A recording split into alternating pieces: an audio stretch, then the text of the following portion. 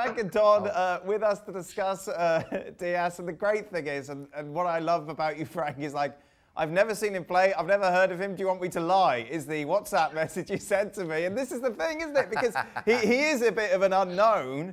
We obviously know Koulibaly. We've seen Upamecano as well. Don, you watched him on YouTube today.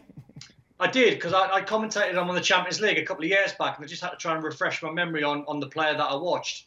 I sort of agree with Julian, really, when players come out of the Portuguese league and you drop them into the Premier League, even though they cost a lot of money.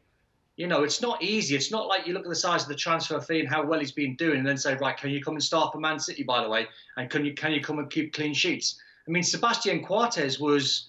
You know, couldn't get a game for Liverpool for love and the money. He made loads of mistakes in the Premier League. Then he went back to Portugal and looked a really good centre-half. So there's massive differences between the style and how quick the Premier League is compared to the Portuguese league. He's a good defender. What I have seen and what I remember about him, Dan, he's quite aggressive. He likes to sort of step into centre forwards. He doesn't take a sort of yard back and he lets them turn. He really is aggressive. He likes to tackle and he's decent on the ball. But he ain't going to just walk into Man City right here, right now, and City are going to just click like that. It's going to take him a little period of time to get going. But the problem with that is, Frank, is they need him to click like that.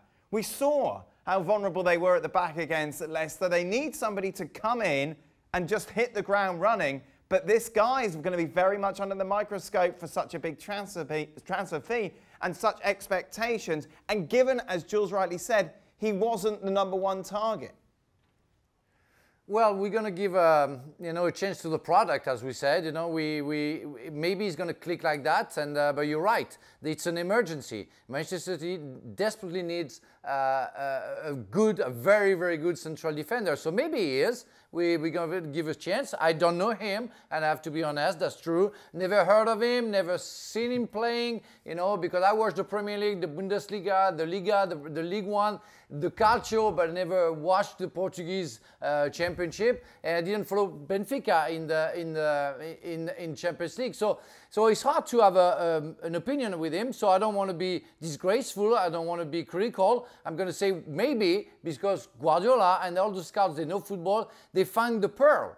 I know Koundé, I know Koulibaly, and I know that they will adapt. They would have adapted to Manchester City and the Premier League quickly. But I want to give a chance to Dias. He's going to be maybe the pearl, the discovery that we are waiting and that everybody is expecting for Manchester City. But big pressure on him because everybody is expecting good very, very quickly. Yeah, the problem is Manchester City haven't really unearthed many pearls when it comes to the defensive line when you take a look at the money they've spent on.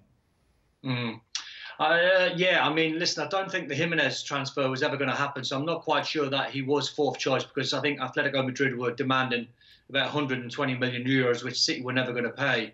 But I think you're right, Dan. I think the pressure's on him now because of the size of the transfer fee, and City have probably overpaid by about 20 million euros just to get him through the door. He adds a bit of balance because, as we know, Nathan Ake's a lefty. Laporte's a left footer as well, so he adds that balance where he can play on the right. It might even see a complete change in shape now from Guardiola. He might even start playing three at the back with maybe Kyle Walker as a wing back on the right side and Benjamin Mendy on the left side. We'll have to wait and see, but he is going to have to hit the ground running. If he signs within the next couple of days, you know, the pressure's certainly going to be on because everyone is going to, you know, look at him and think, right, what is he all about? Is he going to be mistake-free? We look at Thiago Silva, who's been a sensational defender for well over a decade, gets in the Chelsea side, makes a mistake on match day 1 for him. Seriously, now he's even under pressure. Well, thank you very much for watching ESPN on YouTube. For more sports highlights and analysis, be sure to download the ESPN app. And for live streaming, premium content, and let's not forget as well, ESPN FC 7 days a week. Subscribe to ESPN+.